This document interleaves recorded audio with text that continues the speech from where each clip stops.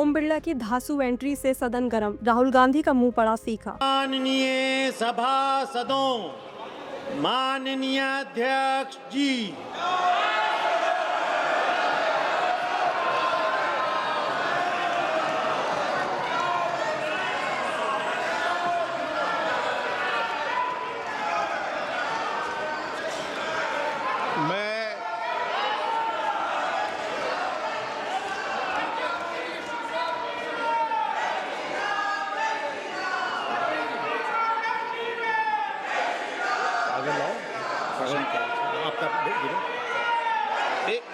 एक मिनट संपोधित धन्यवाद है, लेकिन अगर आप चाहते हैं प्रश्नकाल नहीं चलना प्रश्नकाल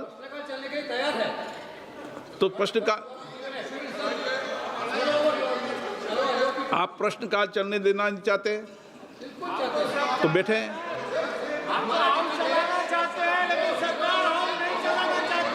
प्रश्नकाल में किसी भी माननीय सदस्य को जब मैं एज ए स्पीकर 2 दिन की सदन की सारी कार्रवाई पे धन्यवाद भी नहीं दे रहा, प्रश्नकाल महत्वपूर्ण मानता हूं, तो फिर प्रश्नकाल को चलने दें। दे दिया सर। मैं केवल एक भाषण कोट करना चाहता हूं 1954 का। मावलंकर साहब के खिलाफ अविश्वास प्रस्ताव किस लिए है, यह सभी को जानने वाली बात है। A.K. गोपालन साहब कम्युनिस्ट पार्टी के बड़े नेता थे, अघोषित तौर पर वो लीडर ऑफ द अपोजिशन थे। उनका चार्ज मावलंकर साहब पर यह था कि मावलंकर साहब ने कहा कि मैं स्पीकर हो गया हूं, इसके बावजूद भी मैं कांग्रेस पार्टी का सदस्य हूं और कांग्रेस पार्टी के चीजों की रक्षा करना, उसकी आइडियोलॉजी का रक्षा करना हमारा परम धर्म है। मैं A.K. गोपालन साहब का लेकर आया हूं, मुझे यदि किसी को चाहिए तो मैं ऑथेंटिकेट कर दूंगा और दे दूंगा। अब आप समझिए कि ये कह रहे हैं कि स्पीकर को नॉन पार्टीसन होना चाहिए, जो होते हैं सर, लेकिन आपके ऊपर भरोसा कौन करेगा? सोमनाथ चटर्जी जी ने जब 87 में कहा था, कई एक लोगों ने सोमनाथ चटर्जी जी को कोट किया कि स्पीकर को जो है वो बाहर निकल जाना चाहिए, पार्टी से बाहर हो जाना चाहिए, और उन्होंने स्पीकर के तौर पर अपनी उसी गरिमा को बनाए रखा। सोमनाथ चटर्जी जी सीपीएम से निकाल दिए गए। सरकार का साथ देने के लिए उन्होंने पार्टी को तिलांजलि दे दी, न्यूक्लियर डील आपका पास करा दिया। लेकिन जब 2012 में उपराष्ट्रपति का चुनाव होने लगा, जो वो बनना चाहते थे, आपने मुख्तार अंसारी के चाचा हामिद अंसारी को बना दिया इस देश का उपराष्ट्रपति, लेकिन सोमनाथ चटर्जी को नहीं बना। कौन साथ देगा? और स्पीकर पार्टीशन क्यों नहीं होगा? आज आप लोग अविश्वास प्रस्ताव लेकर आए हैं, हमारे पार्टी के हैं, वो हमें फक्र है। मैं ओम बिरला साहब को 1990-91 से विद्यार्थी के जीवन से जानता हूं, विद्यार्थी परिषद के जीवन से जानता हूं, और मैं जानता हूं कि उस व्यक्ति ने आज तक कभी किसी के साथ अन्याय नहीं किया। आज यदि उसको बचाने की बात आएगी, स्पीकर के गरिमा को बचाने की बात आएगी, तो पूरी की पूरी एनडीए उसके साथ है और मरते दम तक उस व्यक्ति के साथ रहेगी।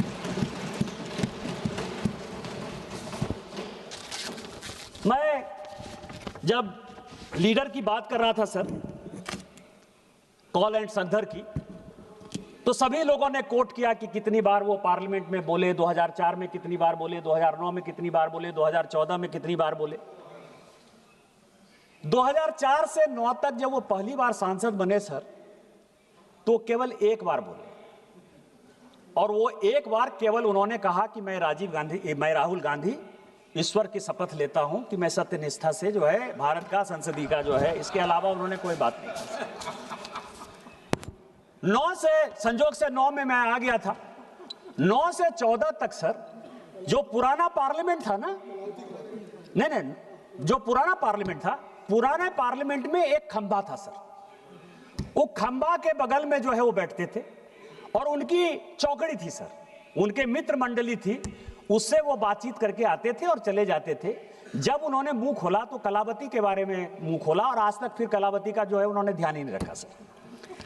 इसके बाद जब हमारी सरकार आई सर, मैं आपको बता रहा हूं कि वो किस तरह से उनका जो टारगेट है सर, उनका टारगेट है कि 3% लोगों को 140 करोड़ देश है सर। सभी को माननीय प्रधानमंत्री जी के ऊपर आशा है, विश्वास है, इस संसद के प्रति आशा है, विश्वास है। आपको क्या होगा, मनीष तिवारी चले गए, 105 में कोट करना चाहता था। आपको पता है कि 105 का जो संशोधन किया, सांसदों के सारे अधिकार को जो अमेंडमेंट किया, किसने किया? 1976 में, जब पूरी की पूरी पार्लियामेंट को बाहर कर दिया। आप तो अभी कह रहे हो कि बोलने नहीं दिया जा रहा है।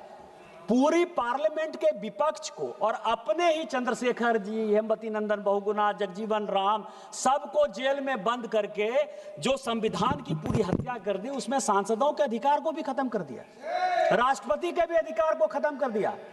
आपको पता है कि बोफोर्स के समय जब हल्ला हुआ तो 89 में जो है आपने 150 सांसद को जो है निकाल बाहर कर दिया था। उसको इस्तीफा देने के अलावा कोई अल्टरनेटिव नहीं रहा।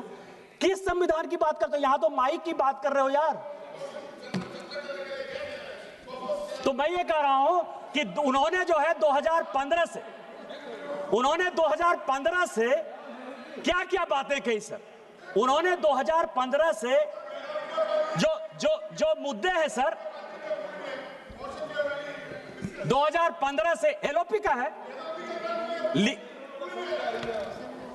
सभापति महोदय, पूरी पार्लियामेंट के जितने स्पीकर हैं ना, जितने स्पीकर हैं, वो स्पीकर के ऊपर सबसे बड़ा आरोप मेरे ही कारण लगा रहे हैं सर। मुझे ही गाली देते रहे।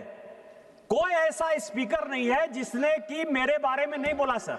मैंने चुपचाप सबकी बात सुनी है, मेरी बात उनको सुनना चाहिए। वो क्या कह रहे हैं सर? 20 अप्रैल सफाई दे। एक मिनट, जब किसी के ऊपर एलिगेशंस आता है तो उसके ऊपर क्लैरिफिकेशन देना उनका एक धर्म भी होता है, उसका रिस्पॉन्सिबिलिटी है। आपने एलिगेशंस लगाया, उन्होंने उसका जवाब दिया, तो आप प्लीज लिसन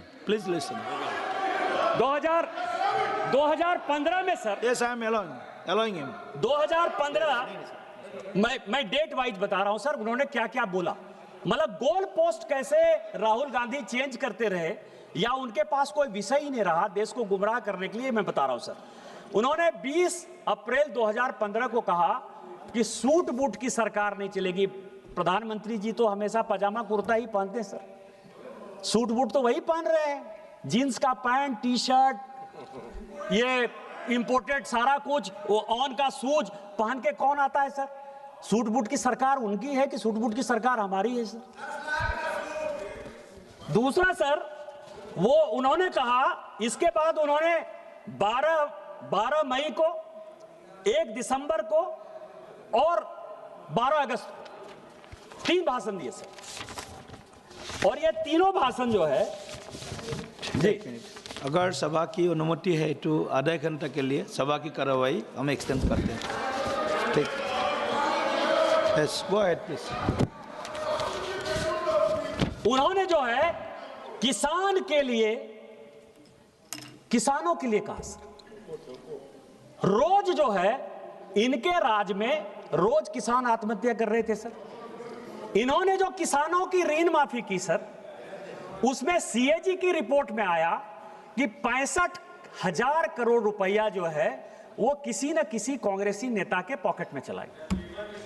हमने जब माननीय प्रधानमंत्री जी ने तय किया कि हम किसान सम्मान निधि देंगे, और इनको जब लग गया कि हमारी पूरी बौखलाहट हो गई, तो पूरा का पूरा भाषण उन्होंने 2015 में जो है केवल और केवल किसानों को दे दिया।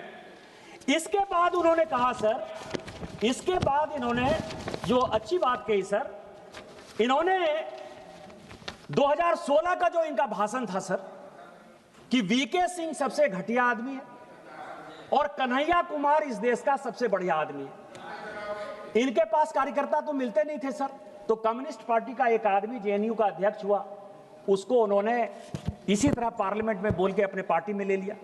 और जनरल वीके सिंह, जिसके ऊपर कि इन्होंने आरोप लगाया सेना को नरवाने, छोटा सा केवल उदाहरण है सर। इनकी जो मानसिकता है सेना में रिजेंटमेंट करवाने का, इनकी जो मानसिकता है डिक्टेटरशिप कराने का, इनकी जो मानसिकता है सेना को डिमोरलाइज करने का, वो जनरल वीके सिंह का था सर। कि जनरल वीके सिंह एक ऐसे जनरल हुए जिनका 1 साल बचा हुआ था, उसके बावजूद भी उनका जो है सर्टिफिकेट इन्होंने फॉर्ज किया और उनके ऊपर आरोप लगाया कि ये जो है कू करना चाहता था, देश के प्रधानमंत्री को हटाना चाहता था। ये 2016 का उनका बयान है सर। 2018 में किसकी बात करें, एचएएल की बात करें, डिफेंस की बात करें। डिफेंस में गांधी फैमिली को बड़ा इंटरेस्ट है सर। आपको पता है सर कि इन सारे डील में संजय भंडारी साहब, जो कि अभी भगोड़ा है, जिसने कि सभी तरह के डील किए सर, और इनके गांधी परिवार के साथ जिनके रिलेशन है, और जो लंदन का मकान है सर, वो भी गांधी परिवार को संजय भंडारी ने ही दिया है। और कोत्रोची और संजय भंडारी के कारण जो है पूरा का पूरा डिफेंस में जो है इनका इंटरेस्ट रहा सर। इसके बाद 2019 से लेके 22, 23, 24 ये पूरे हिंदू धर्म के खिलाफ चलते रहे, क्योंकि ना राजेंद्र बाबू सोमनाथ गए आज तक, और ना राहुल गांधी जी आज तक अयोध्या गए। 500 साल के बाद रामलला का मंदिर अयोध्या में बना। इनके जो पार्टनर सब हैं वो लोग भी घूम के आ गए सर। लेकिन ये क्या कर रहे हैं, ये कह रहे हैं मुद्रा की बात कर रहे हैं। अभय मुद्रा होता है, शिव की उतनी मुद्रा होती है, ऐसे मुद्रा होता है। इस व्यक्ति को यही नहीं पता सर कि टोटल हिंदू धर्म में 399 मुद्रा होता है, और 399 मुद्रा का यदि 20 मुद्रा भी बता दे तो मैं राजनीति से संन्यास ले लूं। अभी आए, खड़ा हो जाए और जाके बोल दें। लेकिन ये केवल 4 मुद्रा, शिव की ये मुद्रा, गुरु नानक की ये मुद्रा, ईसा मसीह की ये मुद्रा, केवल इन्होंने हिंदू धर्म को कैसे खत्म करना है सर, उसके बारे में गए। अब मैं आता हूं सर जो मुख्य पॉइंट, और जो कॉल सगदर कहता है कि लीडर ऑफ द अपोजिशन को, या लीडर ऑफ द पार्टीशन को, या लीडर ऑफ द प्रोपगंडा को, जो भी कह लीजिए सर, या एक इग्नोरेंट आदमी जब एरोगेंट हो जाता है, वो जब विदेश जाए तो वो भारत की ही बात करे। यदि वो लीडर ऑफ द अपोजिशन अपने आप को मानता है, पॉलिटिकल डिफरेंसेस जितने भी हों वो भारत की ही बात करता है। 2014 से लेकर 2026 तक, सुनने वाली बात है, 2014 से लेकर 2026 तक राहुल गांधी ने 260 विदेश यात्रा की है सर। 1-2 नहीं, 260। अब आपको मैं बता रहा हूं कि गांधी फैमिली का कोई बिजनेस नहीं है सर। किताब की रॉयल्टी से जो पैसा आता होगा, इसके अलावा कोई बिजनेस नहीं है। ये 260 यात्रा किसने स्पॉन्सर की? बताओ भाई। किसके पैसे पर जाते हैं? किसके पैसे पर ये कंबोडिया जा रहे हैं, मलेशिया जा रहे हैं, इंडोनेशिया जा रहे हैं, वियतनाम जा रहे हैं, ब्रिटेन जा रहे हैं, लंदन जा रहे हैं? और हमारे कई एक सांसदों ने कहा सर, और मैं आपको बताऊं कि वहां जाकर क्या कर रहे हैं।